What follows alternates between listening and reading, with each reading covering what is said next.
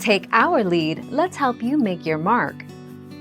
Our goal is your satisfaction. Let us show you the way. Have your vehicle's tires checked every once in a while despite the lack of visible damage. Treads must always be visible. Do not risk driving out on old or worn-out tires as they can affect braking distance. Michelin recommends a tire replacement 10 years after the manufacture date.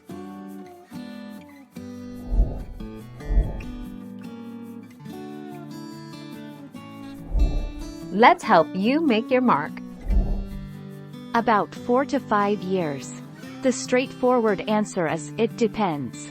A normal set of tires should last for 60,000 to 75,000 miles, or about 4 to 5 years.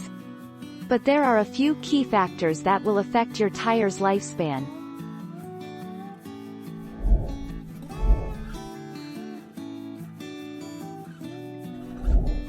Take our lead.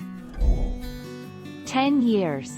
It may be tentative, but tires do have an expiration date. There is a general consensus that most tires should be inspected, if not replaced, at about 6 years and should be absolutely be swapped out after 10 years, regardless of how much tread they have left.